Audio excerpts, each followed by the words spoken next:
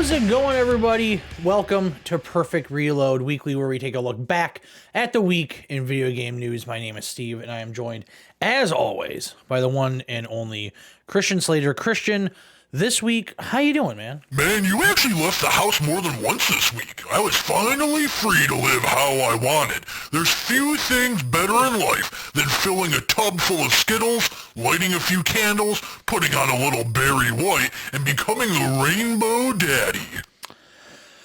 Great. I'm just gonna have to burn this house to the ground. That is seeming like a more and more likely scenario every single week. Because I don't think I can wash the shame, the guilt out of the furniture. I'm assuming it's seeped into the paint at this point. The floorboard, the subfloor is probably full of guilt. But yeah, speaking of subfloors full of guilt, video games happened this week, although not as many as I was hoping for. We'll get into that. But the big release, even though it came out the prior week in, early access, although that's not the right descriptor for this because it wasn't an unfinished game. It was just, if you bought the $9 million Liu Kang Collector's Edition or whatever it was called. But Mortal Kombat 1, that's correct, not Mortal Kombat 12. Mortal Kombat 1 came out. I took a look at it on the channel. If you are interested, those videos are a little strange. It was supposed to be one stream of the first, hour or so of the story mode, but OBS crashed in the middle of it, so it's up in two parts on the channel. So if you're interested in that, obviously it spoils the first hour or so of the story, but it gives you a fairly good idea of what that game has to offer in terms of its single player story. That's pretty much why I'm playing it. I talked about this when Street Fighter 6 came out earlier this year. I think I am past my expiration date when it comes to having any hopes and dreams of holding my own in fighting games in any sort of competitive venue. Not that I was some great fighting game player in my youth, but I was certainly, I'd win some and lose some, and these days I pretty much just mostly lose them. But I did okay with Street Fighter 6 online. I haven't taken MK1 online yet, although I will. I have just all of my time with that game has been spent in the story mode. I spent another hour or so with it last night. Getting further and further into it, I'm really enjoying it. I think that it's, for the most part, pretty well acted. The writing's actually fairly solid. It's a little cheesy here and there. Of course, Johnny Cage has lots of one-liners, but some of them are actually pretty good. It's kind of a reboot, I guess, although it does factor in, what happened in the previous trilogy of MK games. I was actually really surprised that they didn't start fresh with this, but they kind of, it's a reboot, sort of. Liu Kang is gained the ability to kind of change the universe, change time to kind of fulfill his view of it. When you get to Outworld in the game very early on in the story, they're not immediately hostile. They're not immediately so dismissive of those from Earthrealm, humans and the like. A lot of the characters have changed. Sub-Zero and Scorpion are brothers. Raiden's not the, God of Thunder anymore. Stuff like that. They show like Shang Tsung, and he is a snake oil salesman, pretty much, quite literally. So, they change some things with characters, but then they kind of, some of the characters kind of naturally revert back to what you expect them to be. So it resets them in a way. I don't know if I talked about it on this show or not. But my hope was before we knew what this game was, that it was kind of a continuation. My hope was that it was going to be more like the last big reboot of Mortal Kombat, essentially Mortal Kombat 9.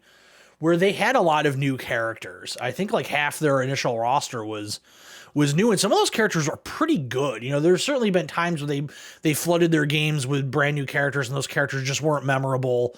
But I think they actually had some really interesting ones in there, and those have all essentially been abandoned at this point. There are some new to me characters in this game in the sense that they are from like the PS2 era Mortal Kombat games, which I just didn't really play. I would maybe rent one here and there, but didn't spend any significant time with it. It was like the weapons era where everybody had weapons and stuff, and it just didn't interest me. So there's some of those in this game. So, like I said, they're new to me, so I don't really know their backstory. I don't know how different their characterization is in this game versus the game that they were first in, or the games that they appeared in. But I'm enjoying it so far. I think the story mode it's really well produced. It's very cinematic. The transition into the fights are fairly seamless. It's a damn impressive looking game. It is one of the best looking games of this year, if not the best looking game of this year. It is absolutely gorgeous. When I was playing it for the stream, I had it knocked down to 1080p, just for the ease of streaming, as I didn't stream the PC version. I streamed the actual Xbox version. And then, when I actually got it out onto my TV, and it's, the much more vibrant colors, the whole deal, TV, I have a nicer TV than I do any of the two computer monitors that I have. So I was really looking forward to seeing what it looked like, and it did not disappoint. I think the facial animations, there are times where they seem a little bit unnatural, but I think they, like, overall, like, have some of the nicest facial animations, like realistic facial animations out of any developer going these days. They're really, really good. Like, very lifelike, very, human, even with having, non-human characters, characters like Baraka who have like facial deformities and stuff like this, or inhuman features like these giant fangs and all this stuff. Like, you could still see that kind of expression through the face, the character, like character of the face, it just looks really nice. There's like a scene where Johnny Cage is talking, and like as he's moving his mouth, you can see like the dimples form in his skin, and it's just like the tiny details like that are really, really nice. Audio is great. It's a fighting game, so I mean, you want like some impact and all that stuff, and Mortal Kombat is definitely, has a lot of like bass to it and stuff like that. So you get that audible like satiation of, when impacts hit and all that stuff. And, it's just a really, really well made game from like the presentation point of view. In terms of how it plays, I enjoy it. I'm not great at it. I'm having a really hard time figuring out combos. I'm gonna have to probably start like looking up some combos and stuff like that, because even playing against like the CPU on like the normal mode, there are times where they are just juggling you and juggling you and juggling you, and you cannot get out of it. And I can only imagine how bad it would be if I jumped online with people that really know what they're doing. So I'm very, I guess, apprehensive to get online, just because like I don't want to just sit there for an hour's worth of a play session just getting completely housed the entire time. But, when you can get stuff to pull off and, you land your moves and all that stuff, it feels good. I saw some people saying that they felt like it was kind of slowed down a little bit, or maybe a little hitchy. It's always been a little hitchy, just because you are kind of doing that very juggle heavy thing, in the way that the game Mortal Kombat, at least the modern ones, have animated.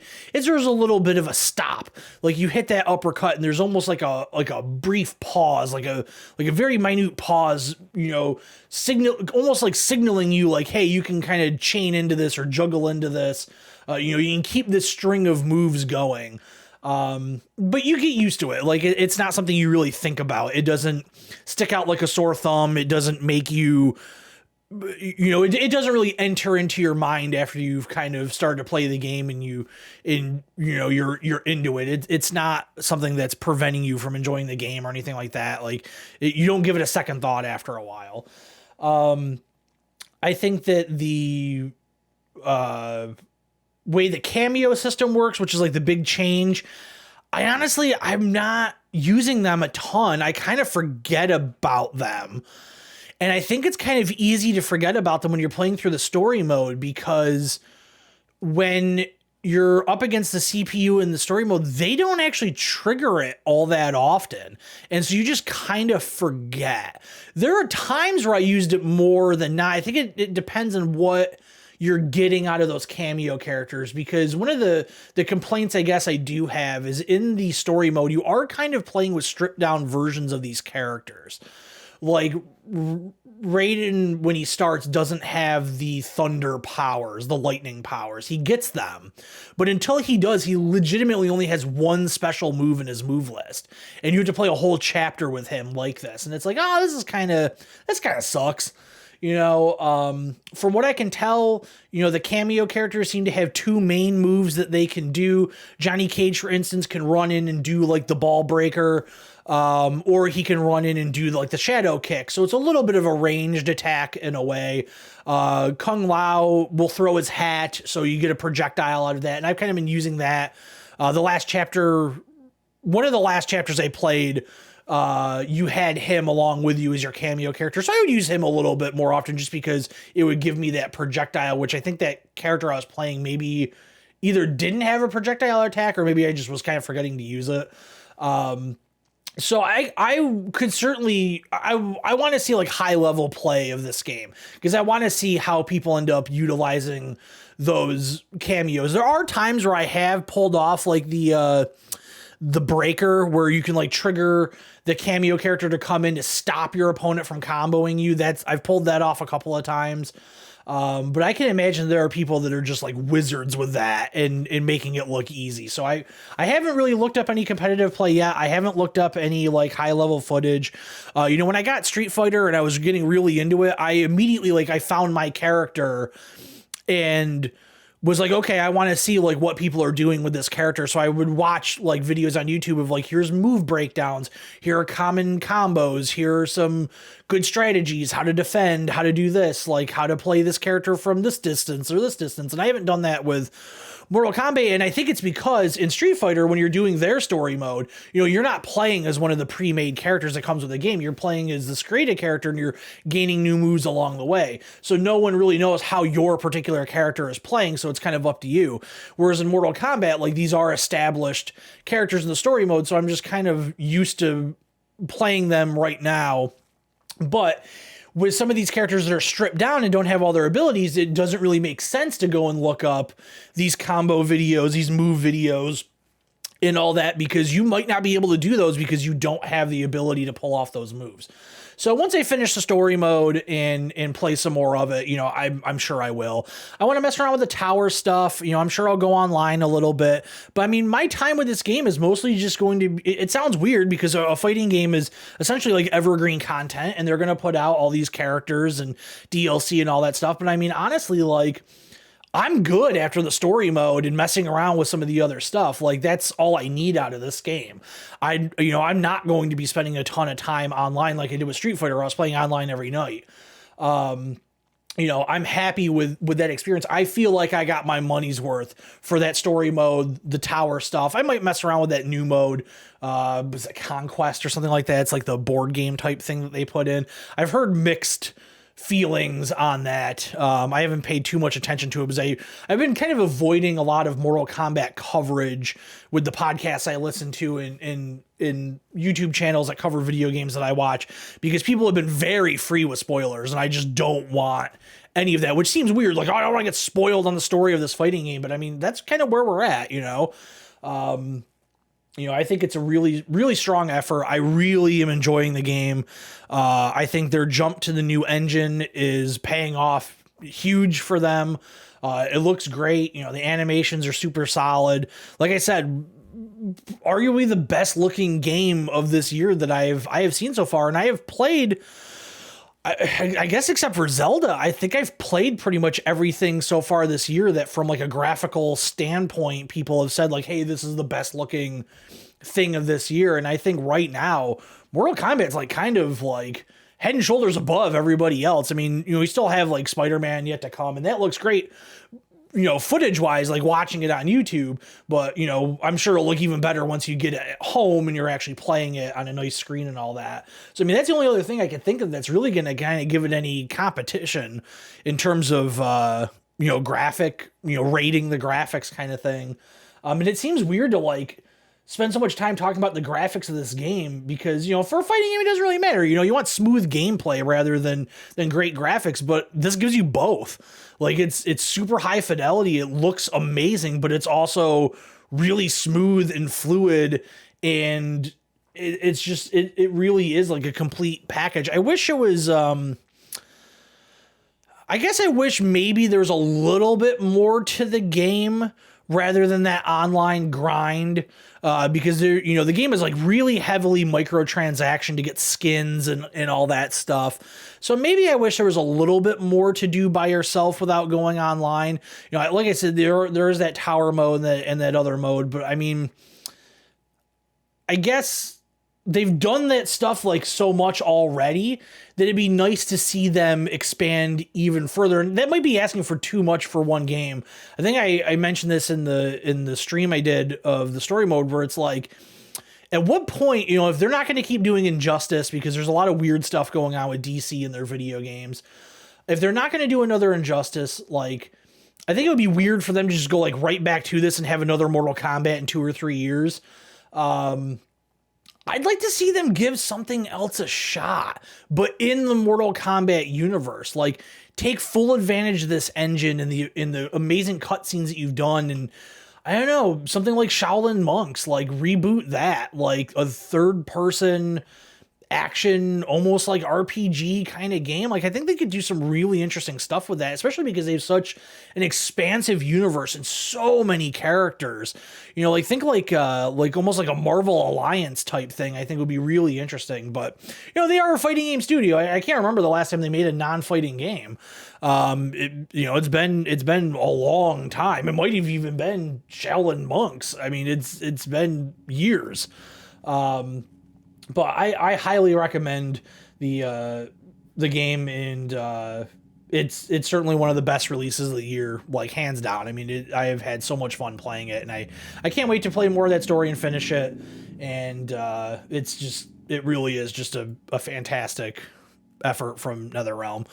Christian, you have any thoughts on Mortal Kombat before we move on? I can really relate to Johnny Cage in this game. I'm also such a badass that no one wants to cast me. Can't upstage the rest of the cast, Yeah, man, I am sure everybody in Hollywood thinks that you are just a huge badass, man. Absolutely. So I was hoping to talk about Payday 3 and have some coverage on the channel, but Payday 3 doesn't really work right now. So I downloaded the game on the day it came out, which was Thursday, but Thursday I was very busy. I put this up in the community tabs. You always check that community tab on the channel for any updates that I have going on. I post like schedule stuff, all that, but my dog had an appointment on Thursday. So I was advised he was not going to see his regular vet. He was going to see a specialist, and they were like, hey, we have to like heavily sedate him. You're really going to need to keep an eye on him for like the next 48 hours. So I didn't really want to make any plans, but I was like, all right, well, once we get home and he gets situated in the afternoon, he's probably just going to be out like a light for the rest of the night, which he was. Friday, he got pretty much back to normal by midday. But I mean, he had a hard time standing up, like trying to get him to go outside was really, really difficult. So I was like, all right, once he's kind of out, I can probably record this game. But he was like out to like a concerning degree where I had to like kind of like keep like nudging him a little bit, make sure he was still breathing. So I downloaded Payday 3 and I got in there and I did their tutorial and I was like, all right, it's pretty much just Payday. And I was like, all right, tomorrow on Friday, he'll pretty much be back to normal. We'll record. So I go to record and it's just like not working. It's like their server thing is really weird where you have to like enter the server for like the particular map, I think is the way it's working. It's hard to tell because everything's just not working correct. So it's hard to tell like what is intentional and what isn't. And I was like, all right, well, we'll try like tonight then. So I was like, all right, well, Friday night we'll try. Because this was like, afternoon on Friday. And so I try again on Friday night and the game's just not working. Like you just can't do anything with it. And I was like, all right, well, I guess I can try it on Saturday and record and put the video up on Sunday or something. And then it's just down, and then I see the thing online where, the developers come out and was like, yeah, the game's just like totally fucking broken right now, and you can't play it, basically. So I was like, all right, well, give up on that one. So I have it ready to go for when they fix it. I'll keep an eye on it, and I'm sure I'll do some type of video covering it because, I played a lot of Payday 2. And I'm curious to see what they do that differs from Payday 3. I haven't played Payday 2 since really it came out. I was really into it during that initial release window for the first month, 2 months, whatever it came out. And then kind of we moved on to other games. I actually had people at the time that I was playing games with on a somewhat regular basis. And we just kind of moved on to other stuff. But man, Payday 2, playing Payday with other people, especially people and you can coordinate things and, go for the objectives correctly and come up with a strategy. It really is a really not one of a kind experience, but it is a very special experience because there's not a lot of games that do that bank heist thing like that. There are games that have heists and stuff as an element, but this is really whole in on hey, we're kind of doing the heat, the heat thing. So it's a shame that they're having such a rocky launch. I mean, it's getting torn to shreds online. I constantly keep seeing posts on either websites or forum posts or, Twitter, or I guess X. Are they still calling them tweets now that it's not? I don't know. Posts on X, I guess. People are just dude, this is a nightmare release. This is bad. So that kind of sucks. Other than that, I'm still plugging away at Starfield. Real need to kind of get into that. I'm getting everything is kind of coming together where I'm starting to the end game is becoming more and more of a reality where it's okay, I've done 2 out of the 4 faction quests. Those are done. I'm halfway through the 3rd. I'm going to go do the 4th. Then we got to start chipping away at these story missions, start crossing off what side missions I want to do before we get to the end. And it's it sounds odd to think about it like this, but it's I'm starting to do the math in my head. I'm all right, I think we've only got 20, 25 hours kind of left until I'm in the home stretch here. And, I'm excited to finish it. The story is picking up. The main story is picking up. Some of the faction stuff has been a little bit disappointing. I thought that Ryujin Industries one was very, very boring.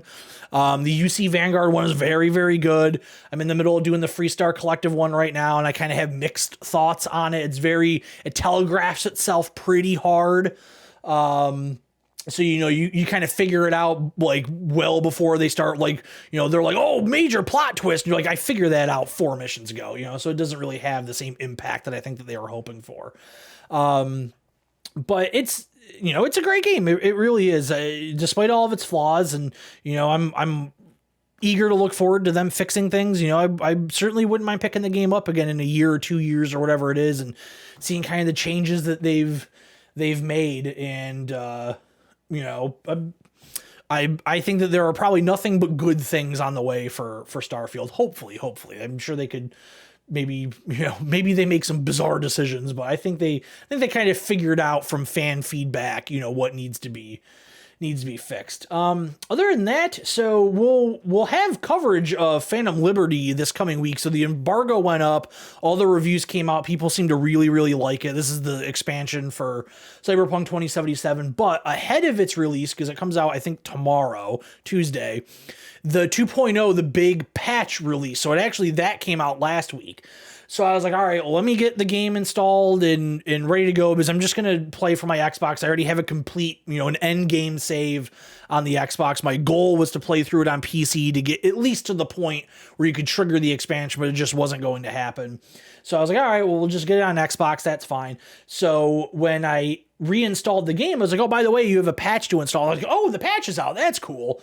And so I was well, let me at least fire this game up and see what's kind of different. The big thing off the bat is all of your skill points are gone because they made so many changes to the skill system that there's just a big bank. It's however many you had earned at that point in your save file. And there's a little message that pops up. It's hey, we've made so many changes to this. You just need to start from scratch. So when we get into that, I want to do that together when I play the game and record it for the channel. So I didn't do any of that stuff, but I was let me just get in the world and see how it plays. And I played it on Xbox very briefly about a month or two ago, just to kind of see how it was at with all the patches they had done at that point. And I wanted to compare it to how the PC version ran, because I didn't play the PC version initially when it came out. The reason why I got the Xbox version was because at the time I was trying to get a 3080 and they were just really, really scarce. And I didn't get one until a couple months after the game had come out. So I was like, all right, well, I played through it on Xbox like before even the initial patches. I played a very broken version of that game, but I was fine with that, So, I wanted to see how everything kind of compared. And when I loaded it up a couple months ago, I was like, I guess this seems better, than what I remember, but it's hard to kind of remember back, almost 3 years ago, 2.5 years ago to when I finished that game. But I was like, I guess this is better. And then playing it on PC, and it's like, yes, I'm at a higher frame rate. The textures are nicer, all that stuff. A little bit of ray tracing turned on. It's like, yes, this looks nicer. But man, firing up that 2.0 patch, that game runs super smooth, like really smooth. I don't know what it is. I don't think it is 60 frames a second. Maybe it is. But man, it felt like it. It was really, really nice. I was very surprised. And I didn't save anything because, like I said, I want to start everything fresh once I get the expansion installed and we record. So I didn't do any of the skill point stuff or anything like that. I just kind of ran around the city, did some driving. Driving seemed a lot better. I triggered the police response because that was a big thing that they were fixing, was the police were going to act more like Grand Theft Auto police and actively come at you, and they certainly do. They are constantly around. I didn't see on the screen, maybe I just didn't notice it, I didn't see any type of wanted level or anything. So I was driving around, but they still kept spawning around me trying to get me. So I don't really know what ends that pursuit, but it was very, very different than the base game. So I'm very excited for that. I was kind of ho-hum on. I was like, oh man, that's right, I gotta play Cyberpunk next week. I just don't know if I'm really into it right now. I just kind of want to play other stuff, but I gotta do it for the channel. And then playing just that like 15 minutes of it the other night, I was like, oh man, this is going to be different. This is going to be very, very different. I am excited about this. So I'm really looking forward to when it comes out. Like I said, I'm pretty sure it's tomorrow. So if it's tomorrow, I don't know if I'll stream it or do a pre-recorded video. To be honest, the pre-recorded videos do way better than the stream, so I might just do that. So if that's the case, then the footage will be up on Wednesday. I'm not 100% positive. So yeah, look out for that. And then the last thing with games is I actually decided to kind of tackle a project that I've wanted to do for a while. So I wanted to figure out a way to be able to play PC games on my TV. And there are ways to do that, but I didn't really have a good way of doing it. So I own a Steam Link.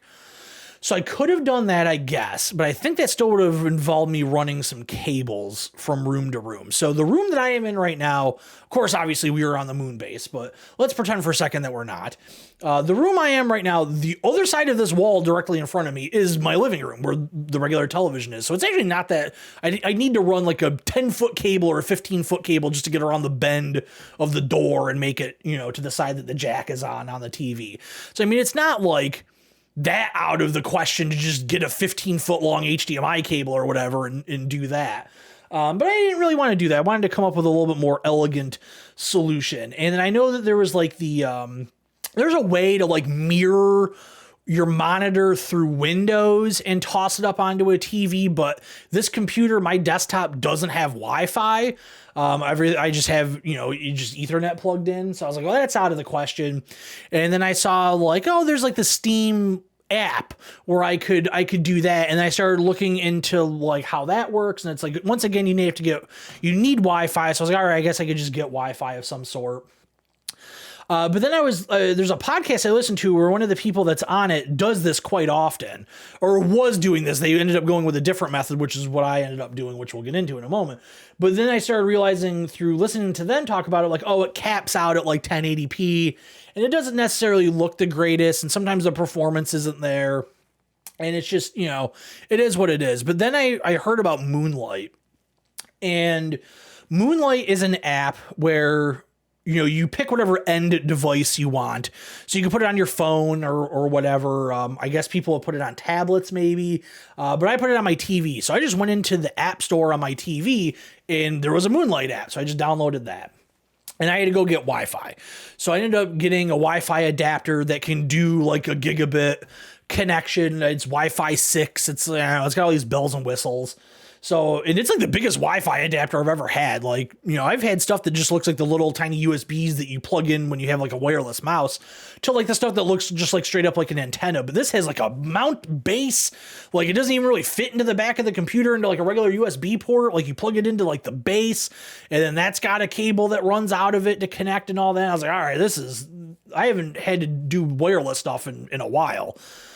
So I got all that, and I like started looking at like tutorials online for how to do this Moonlight thing. And they're like, well, if you just want to do your Steam library, you can just do Moonlight, but Moonlight doesn't do like Game Pass stuff through your Xbox app. It didn't mention if it would do Epic or not, but I don't really have too much purchase through my Epic account.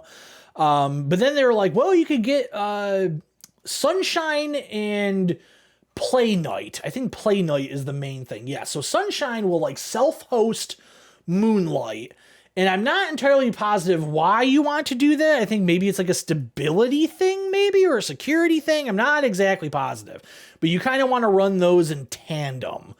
And then Playnite is essentially like a library organizer, where you give it access to like your Epic account, your Steam account, Game Pass, like all that, and it just pools all of them into one screen.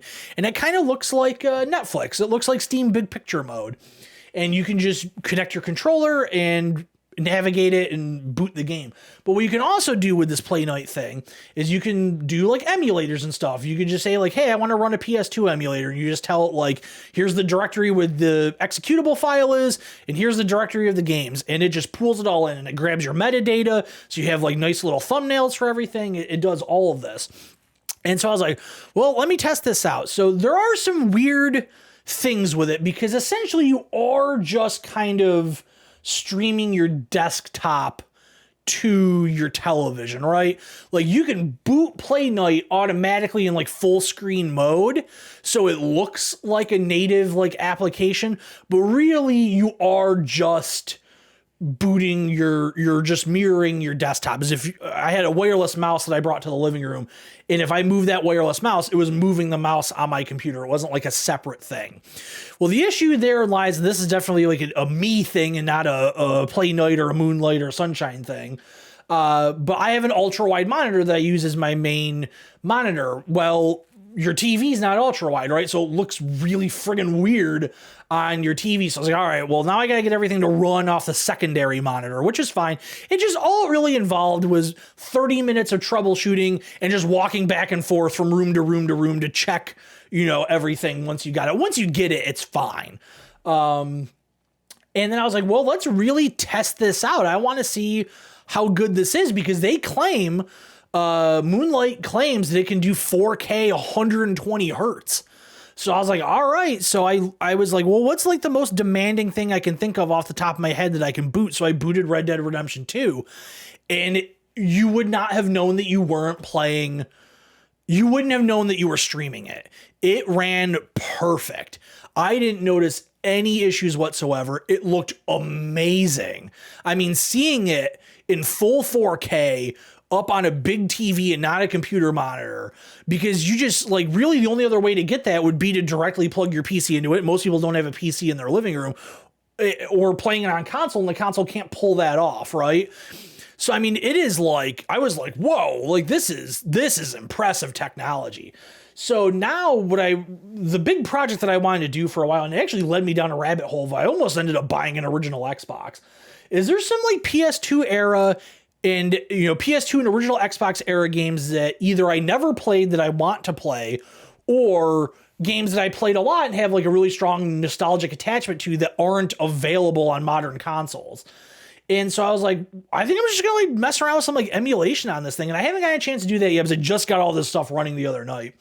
But I really want to kind of mess around with that and see how that goes. And also, like, I was just kind of curious, like, oh man, I could just like run my computer in the living room. I guess if I really wanted to, I could lay down on the couch and edit video, because I'm just mirroring my desktop on this.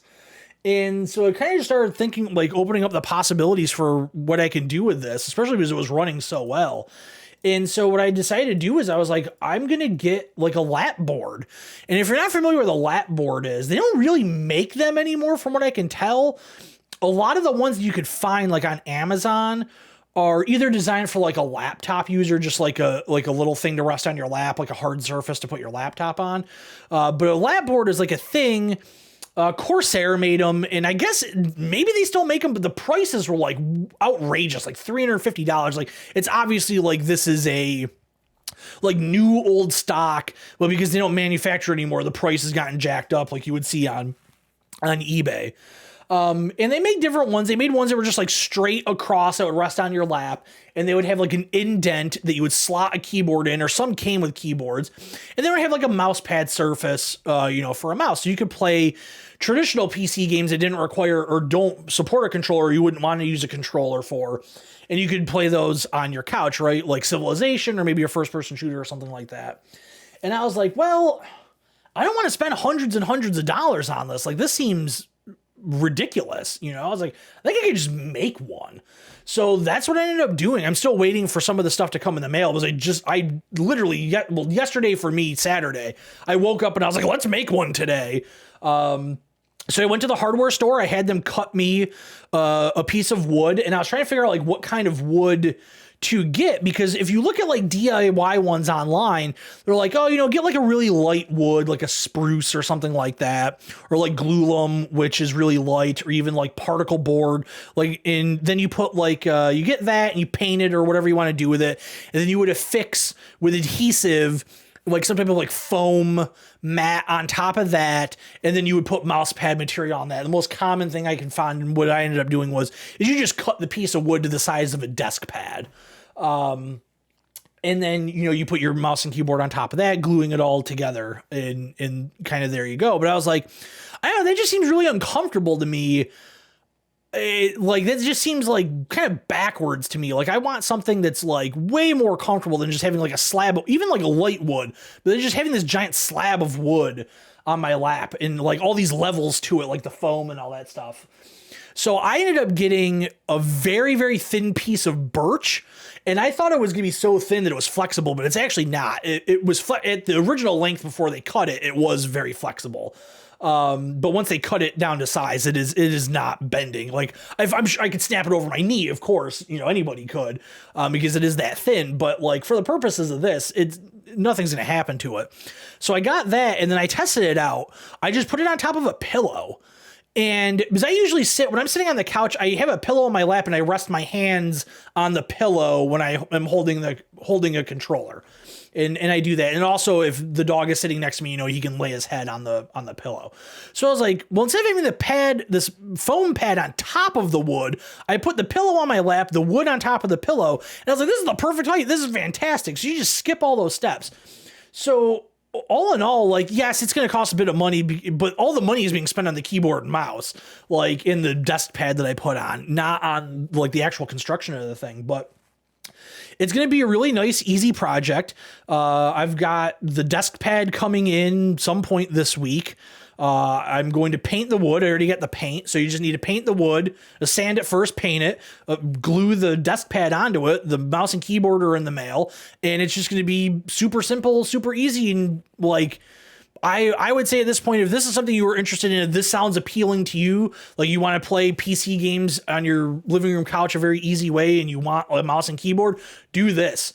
Man, the piece of wood at Lowe's was like under $20. They cut it for you, so you don't have to worry about it if you don't have a table saw or something at home. You're going to want to sand it, obviously, and paint. But I mean, this is like a very, very easy project to do. So I'm very excited about it. I am really looking forward to kind of diving into this. But yeah, that's pretty much going to do it for what I've been playing and I guess projects I've been working on. We'll be back in just a moment with the news. All right, we are back with the news, and this is one of the craziest news weeks we have had in a very long time, mostly because the big headline story of the week was essentially the largest leak in the history of video games, I think. A ton of stuff coming out of Microsoft. I mean, this year has been, for good and bad, 2023 has been the year of Xbox. Sony has mostly stayed quiet. They have some games coming out, of course. Nintendo's mostly stayed quiet. They have games coming out, of course.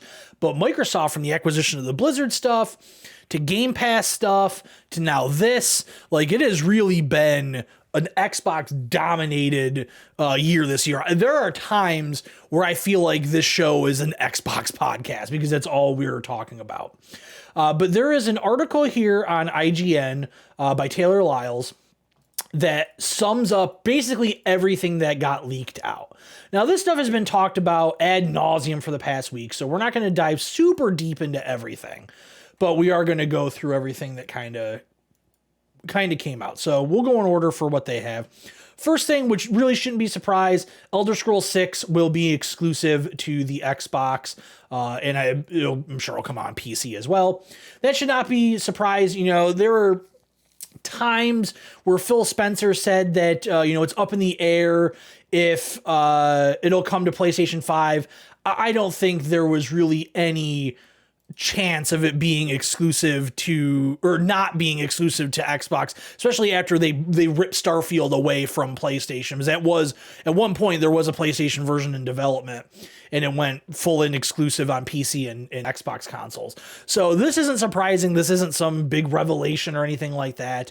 If anybody is surprised by this, you just got to figure out, maybe get, I don't mean this in a rude way, but just get a little bit more understanding of how business works. If you spend all this money on a company, you're not going to really allow them to keep doing stuff on other companies unless it is a very weird situation like the Microsoft Activision thing where you kind of have to give a little in order to get what you want.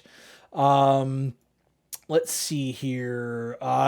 So apparently next year they're looking at releasing an updated Xbox Series X and an updated Series S.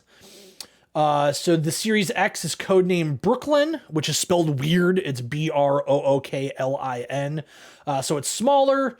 It does not have a disk drive, so it is digital only. 2 terabytes of storage instead of the 1 terabyte. I forgot to mention this in the first part. I finally ran out of space on the Xbox, so I had to go get one of their expansion cards, a little memory. It looks like a little GameCube memory card. Super easy. Obviously you got to take apart the PlayStation 5 a little bit to put in that M.2 drive. But they're literally, you turn your system off, put it in, when you turn back on, you've got double the storage. It was very, very nice. So 2 terabyte storage, 16 gigs of RAM, recyclable packaging. The Series S, codenamed Elwood, will include 10 gigs of RAM. Pricing will remain the same as both, so it would be $500 for this refresh. And I think that's $300 for Series S. Maybe it's $250 now. They have some other design. So there's images that came out with all of this stuff. And the system is like cylinder shape for it literally says Brooklyn Xbox Series X refresh, and it is a giant cylinder. It is very odd looking. Don't think of a game system before that looks like this. Leave it to Bill Gates to make a video game system that looks like a can of soup. Yeah, I guess it looks like a very large can of chunky soup. It says faster Wi-Fi, reduced power, a different controller. We'll get into the controller in a second. Wi-Fi 6E, Bluetooth 5.2, a 6 nanometer die shrink for improved efficiency, reduced power supply power by 15%. Their low power standby mode is 20% of what the current one is. It says beautiful and innovative new design. My biggest problem with this is, it doesn't say, there's no schematics on this to say how tall it is. Everybody knows the PS5 is super tall, very wide if you lay it down. The Xbox, it's a big system. It's a big square. But this, with it being a cylinder, is there going to be a cradle for it to go sideways? Not everybody can stand this up. I think about the entertainment system I have now, or not system, but the TV stand I have now underneath my TV, and even the one I had before. there wouldn't be room to do this. If I had to stand this up, unless it is very short, I don't think it would stand up in the 2 shelves that my systems currently sit in. And I wouldn't be able to put it, you certainly couldn't put it in front of the television. It would block it. I guess you would have to put it behind the television, which if it doesn't have a disk drive, I guess it doesn't really matter. And obviously, again, this is a me problem, but I have adaptive lighting on the back of my television. It would block that lighting, on that side that I put it. So it is kind of an odd design, because judging by this photo, if you laid it down, it'd fucking roll away. It would just take off. From what we have heard, though, Phil Spencer came out and said a lot of this stuff is out of date. And there are dates on some of these leaks, the documents and images that are from a few years ago and stuff. So, it may not be a cylinder. It may not be that at all. Although they do really go in on this design thing. So it seems like they are probably committed to doing something similar at this. But I could also see them just being like, hey, it comes with a little cradle that just holds the system in place. And then you could lay it down. I could certainly see that, being a thing. The Series S refresh, it looks identical to me, at least, that as a Series S. They show the white one. They do have a black one now. It still has that kind of speaker grill on the side. It does not look visually at first glance. I don't own a Series S, but it looks identical to one to me. The controller, it looks, I guess, a little bit like the Elite controller in a way. It's two-tone. It has black bumpers and triggers, then a big white stripe in the middle where the thumbsticks and the buttons are and all that stuff. The middle buttons are laid out differently. So right now, do I have an Xbox controller next to me? I do. So right now on an Xbox controller, these are kind of in a triangle pattern there underneath the Xbox logo. They are just in a straight line on this new controller. So I guess that would be a change. And then it goes to black again on the grips, but it looks like a textured grip on it. So it says it's got Bluetooth 5.2, mobile game app features. It'll be paired to devices or paired to the cloud. Haptic feedback, accelerometer in it, quieter buttons and thumbsticks. I heard people this week complaining about or being happy that it was a quieter controller. I have never thought of my Xbox controllers being loud, but a lot of people were like, "Oh, thank God that thing is so fucking loud." And I was like, I've never thought. Maybe it's just me. I have bad hearing. Maybe that's it. Rechargeable and swappable battery. Recycled material, modular thumbsticks, improved longevity. It's going to have a lift to wake, so you can pick it up and it'll turn the controller on. It says it has the same ergonomics as Merlin. Merlin is the current Xbox Series controller. I have honestly, because this year, once again, the year of the Xbox, I have spent way more time on my Xbox than my PS5 this year. I think I am probably at the point in my life, I have played most video game systems that have ever existed, even some very obscure ones. I think I'm comfortable with saying that the current Xbox Series X controller is the best video game controller of all time. It is 100% the most comfortable controller. I would say a close second. I really like the, I think it was the Wii U Pro controller. I really liked, and the Switch Pro controller is great as well. They're essentially kind of the same. But I don't know. It feels great. I absolutely love it. So I don't know if this is gonna be enough for me to run out and get one or anything like that. But then the last image in this thing that you can find on their website is it's just a kind of a stat breakdown. It has the code names, GPU target resolutions, RAM listings, all this stuff, so you can kind of break it down from a text perspective. Moving on from that, some Bethesda stuff leaked out. A lot of these documents that came out were pre-Bethesda acquisition because they had a list of targets that they were looking to acquire. And that was where the controversy came out, where they said oh, we're wouldn't it be great if we bought Nintendo? And one of them on there was Bethesda. So obviously this was done but it looks like Oblivion and Fallout 3 remasters are in the works. No idea when that's going to happen, but it looks like somebody's working on them. It says that Xbox is planning to release, I'm sorry for covering my mouth constantly, just bad habit. Xbox is planning to release their next system in 2028. It's 8 years, that sounds about right. It just seems so, I don't know. I feel like we haven't even gotten going yet on this generation because the first 2 years, it was hard for people to even get them, to even buy them. And there have been so few true exclusives on both sides of the coin for both PlayStation and Xbox. So many games are still being developed for the Xbox One and the PS4. This year we've really had it break away. There's definitely been a lot that have broken away, but it just doesn't feel like we're ready yet. I would honestly say, like, I think they could probably wait until almost 2030 at this point. But hey, they got a business to run. They got to make their money. The next thing, touching upon what we already said, Phil Spencer really wants to buy Nintendo. There's a communication he sent out that said it would be a career moment. Of course it would be. It would be amazing that they would, if they bought Nintendo. Is it going to happen? Absolutely not. So they also thought about buying Valve, buying Warner Brothers, which the Warner Brothers thing, at one point they were trying to sell it. They were shopping it around, so that was a possibility. But I mean, yeah, this doesn't surprise anybody. Of course, large companies have lists of acquisitions that they would like to make. On their list was Sega, Square Enix, Zynga, a whole bunch of other stuff. Like, Sony probably has an absolutely identical list. I'm sure somebody at Sony has uttered the phrase, hey, what if we fucking bought Nintendo? What if we bought Electronic Arts? What if we bought this? What if we bought that? Like, those aren't surprises. I don't know why this was shocking to people. If you own a company as big as a Sony or a Microsoft, especially Microsoft, they're one of the largest companies in the world, of course you have a list of things you would like to do. And I'm sure on that list are, hey, here are some companies that we'd love to own. Like, that, it's not surprising in the least. Let's see. Some of this stuff is very gossipy and it's just not worth getting into. Like Phil Spencer's honest thoughts on the PlayStation 5 and all that. I don't need to get into that. That's just bizarre. There's the possibility of Red Dead Redemption 2 getting a next-gen update. It looks like that was since been canceled. They got, they ended up going with doing the port of Red Dead Redemption 1. So I don't think that's going to end up happening. FTC blames Microsoft for the leaks. Microsoft blames FTC for the leaks. Xbox underestimated Baldur's Gate 3. They thought that it was going to be like a second run game.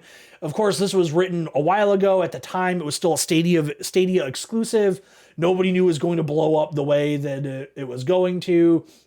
Some stuff about like the Yakuza games being a timed exclusive. It's very obvious that Sega, or I guess, Sega, because they own Ryu Gagatoka and Atlas, they obviously have a relationship with Microsoft. All those games are going to Game Pass, so it's not surprising. It got announced that, I guess we'll just talk about it now. I had this as a separate news story, but it's not really a big thing. But like A Dragon Gaiden and Ishin are going to be Game Pass games on day one. Like A Dragon Gaiden comes out November 9th this year. In Ishin, which was released earlier this year, is coming to Game Pass later this year. So actually kind of a big get for them. That's a pretty good one to get. But they obviously have a very big relationship with Sega. And then the last thing it says is that, it was kind of a revelation that the Xbox Series S is the more popular of the two Xbox systems, the current ones. 75% of Xbox owners own a Series S instead of a Series X. I think that is partially due to two reasons. One, the S was always way easier to get than an X. And also, you kind of only need the S if you're a big PlayStation fan. You can have the big exclusives, the big third-party games that don't come to Game Pass on your PlayStation 5, and then you can use the Series S as kind of a Game Pass machine. So I think that probably contributes to it. And also it's $200 less, so it's, some kind of, reasoning behind that. And then to round out the Xbox news, the UK regulatory body has provisionally approved Microsoft's Activision acquisition. This has been going on and on and on, but it says that selling the cloud rights to Ubisoft, which they announced they were going to do, is what has opened the door to the deal being cleared, which is what the CMA, the Competition and Markets Authority over the United Kingdom, has said. This is coming off of Chris Scullion's article on VGC. It says there's a quote. This is from the statement that was released by the CMA. While the CMA has identified limited residual concerns with the new deal, Microsoft has put forward remedies which the CMA has provisionally concluded should address these issues.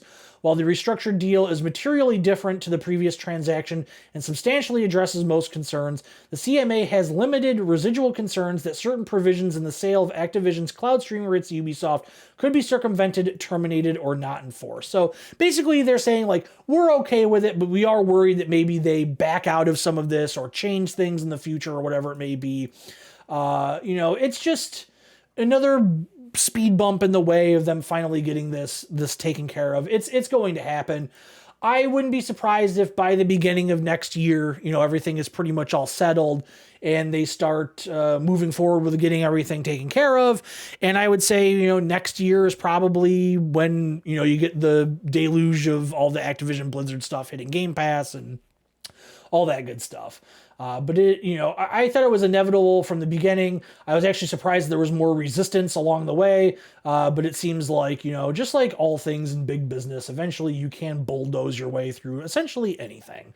And Microsoft is getting their way, and we can stop talking about it soon. So that'll be great. I just want to play Call of Duty. I don't really give a shit what system it's on. I just want to play it. Kind of a surprising one, Glen Schofield is leaving striking distance after the fallout of the Callisto Protocol not performing well. This is interesting because Glen Schofield founded Striking Distance. It is his company. So Glen Schofield was the creator of Dead Space, decided to make a game that was essentially the exact same thing as Dead Space right before the much awaited remake of Dead Space was released.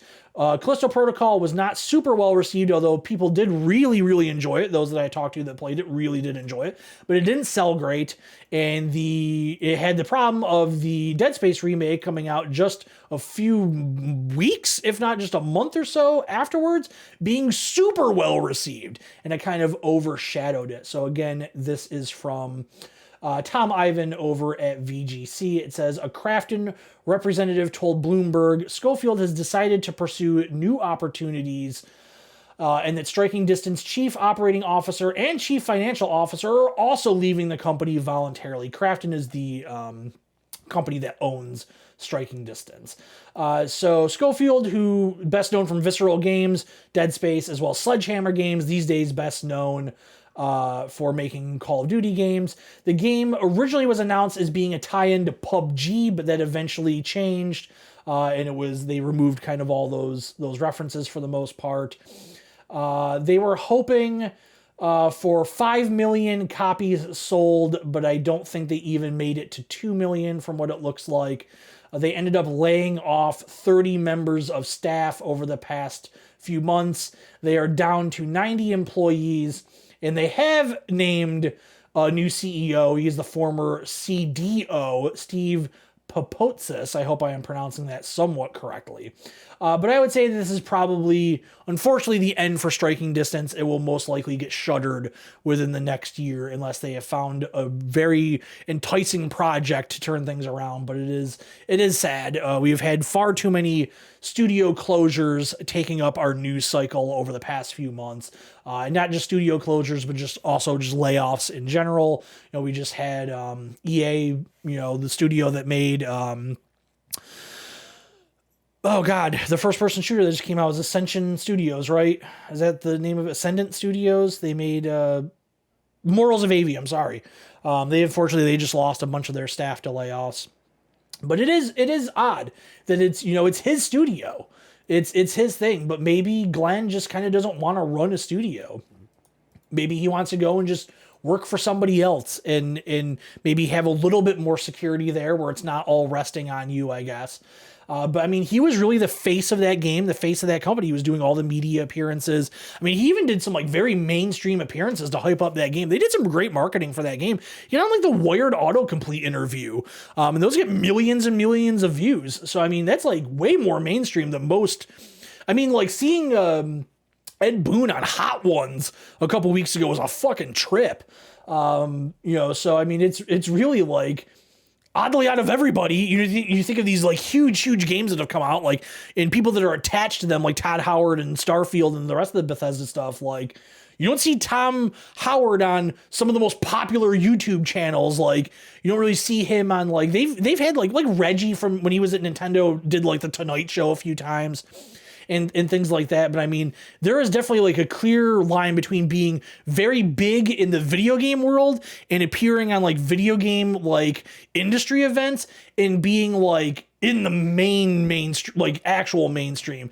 And Glenn was one of the guys, like Glen Schofield broke out and did it, you know? So I was kind of surprised the game didn't sell well. Like, it wasn't a great game, but at least they had enough hype going into it that it could have just gotten those initial sales and maybe would have kind of held everybody together to get another game out and take another crack at having like a financial success. I'd say maybe don't put all your money on a rip-off of a game you already made, but if they ever remake Cuffs, you know I'm going to be signing up day one to try and get cash. Who knows Cuffs better than me? Dude, nobody gives a shit about Cuffs besides you and me. So I don't think they're going to be remaking Cuffs. But yes, I guess probably hindsight being 2020, maybe they should have tried to make a game that just wasn't a direct... let's be honest, it was a direct rip-off of something that was already done before. All right, next up we have an update on a big story from last week, which is the Unity story. So Unity has apologized and walks back some of their controversial change. This is Zach Swisen over at Kotaku. There was an open letter published on Friday. Unity's president and general manager, Mark Whitten, apologized for the controversial changes announced on the 12th of September and announced that they were walking back some of the worst changes, including charging install fees for previously published games. So I urge you to go out and read the entire blog post. We're not going to sit here and read it word for word, but he says, quote, "We should have spoken with more of you. We should have incorporated more of your feedback before announcing our new runtime fee policy." No shit. I mean, like, seriously. And I'm editorializing there with the no shit. It didn't, you know. But, you know, they really seemed like they wanted to... It almost seemed like a scam, like an insurance scam. Like, do we get like a massive payout if we just torpedo our company in a hugely public way? Like, can we get money for doing that? Like, is that like a thing that we can get? Like, it honestly seemed like that's what they were trying to do. Like, I wonder if we're standing on this boat and I just start shooting through the hull. You think it'll start sinking? I don't know. Let's find out. Like, it was bizarre, like how out of touch they seemed. But the runtime fees are not going away. They are going to give you a choice of a calculated amount based on the number of new people engaging with your game every month, or a flat 2.5% revenue share. It says both of these numbers are self-reported from data developers and will always be billed for the lesser amount. The devs will always be billed for the lesser amount. I think the issue with this is, yes, it's good, I guess, that this won't be as bad as it could have been, and then they walked back some of this stuff, but I think the goodwill is pretty much gone between developers and Unity. Of course, devs are going to continue to use Unity because it is affordable. It seemingly is easy to pick up and learn because so many people start with it. It's fairly widespread. It can do a lot of things that other smaller engines cannot do. There have been plenty of big games released with Unity, so it's not necessarily something that's only for people making very small in scope projects. But I think that this is just going to be a holding pattern until somebody gets a good idea and releases a very similar engine or a better engine and offers better payouts or better revenue split or whatever it may be with developers, and everybody just migrates over to that. I think that that's probably the most likely outcome out of all of this. Because yes, of course, people are going to stick with Unity in the short term, but you have pretty much burned everybody that you are involved with from a business perspective. And yeah, people are just going to wait for the next best thing and leave as soon as they possibly can. I would not be surprised if people, you know, start telling prospective job applicants at their studio, like, hey, it's great that you know how to do stuff in Unity. Maybe start learning X, Y, and Z because we are looking at making a change. So it's a shame. Unity was a big help for developers getting their start, or even people that are well established in the industry, and to see it end like this in such an embarrassing and public and just bizarre fashion is just so sad. It's a really odd outcome, I guess, out of all of this. But I'm sure this probably isn't the end of the story, and I'm sure we will have some update in the near future. And of course we do. We will talk about it here. I think it's great when greedy corporations try to squeeze as much money out of people as possible. Nothing gets me harder than changing an agreement on someone years into a project. I can't express how much joy it gives me to see someone destitute. That's why you live in a fucking television, man. These are the things that got you here. It's not the direct-to-DVD movies, man. It's that. You gotta change your way of thinking, man. Don't you want legs again? All right, final story. One that I am actually quite happy to see, although it's not much of anything.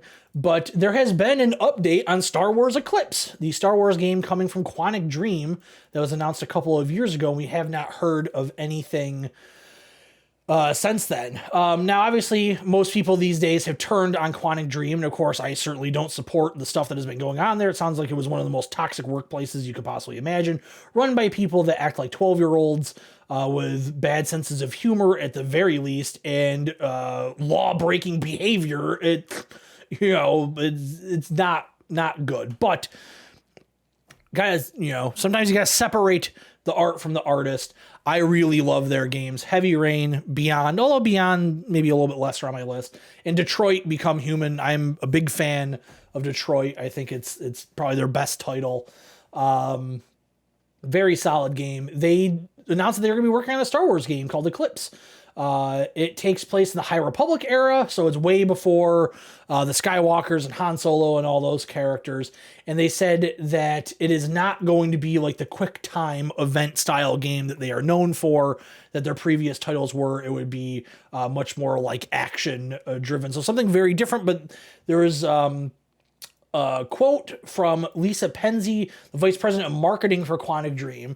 She said, all of the elements that you would come to expect and want from a Quantic Dream title, including intricately branching narratives and the ability to play as different characters.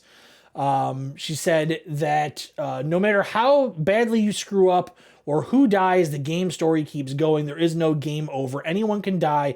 Anything can happen, and the story sort of continues. So those signatures are still there. That is going to be really interesting because you don't see a lot of creativity and flexibility like that in Star Wars.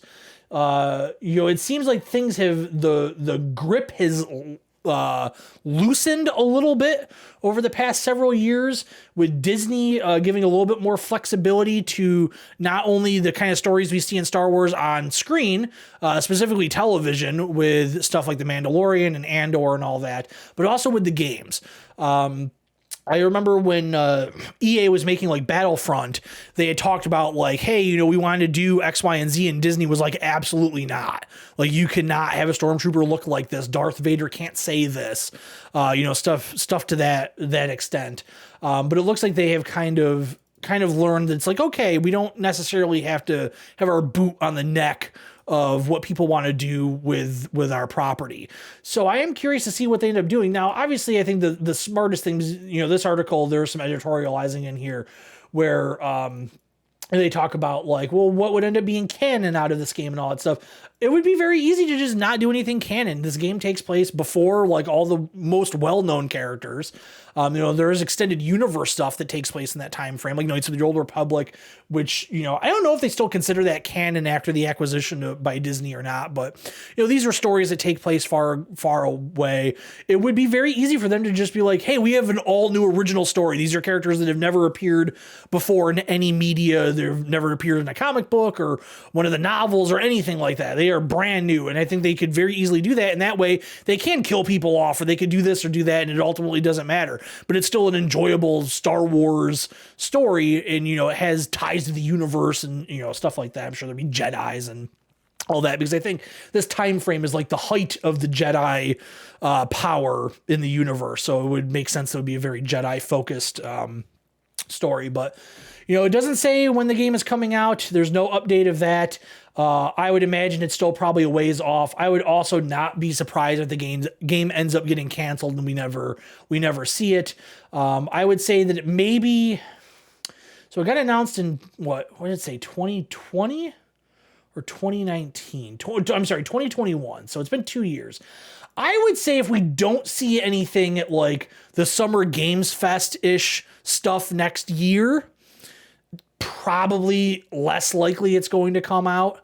Unless they decide like, hey, it's a 2025 game, but we're not going to show it until 2025. Maybe there's something there, but I think if another year and a half goes by and we don't hear anything, it's probably safe to say that it's still pretty messed up over at Quantic Dream and they can't get it together to complete a game. And it goes away. There's also a possibility you don't know what the rights agreement and rights contract is.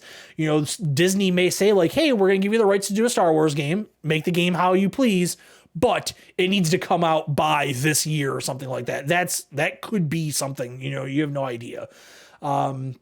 But it's nice to get some type of update. I do like what that studio can do. I'm curious to see what they do with a different genre of game and a different gameplay style. You saw it to great success even with Star Wars. Respawn was known for first-person shooters, and they made a third-person action pseudo-RPG Star Wars game with the two Jedi games that were absolutely phenomenal. So you never know. It could end up being incredible. But that's going to pretty much wrap everything up. So this week on the channel, we will have coverage for Cyberpunk Phantom Liberty, but there really isn't anything else coming out. There's actually not much coming out that I am aware of for the next few weeks. It's not until Forza comes out, which is like October 10th. So we got a couple weeks until that. I am also going through some personal life changes right now. I am in the process of, I am taking some classes to make a career switch, and that is going to take up a lot of my time. That is going to be the priority in my life.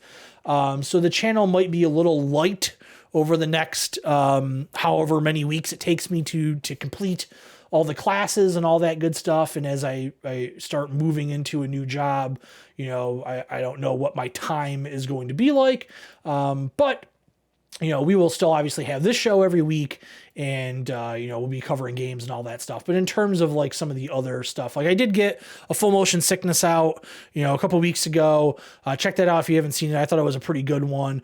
I'm still small bits working away at the next Perfect Reload video.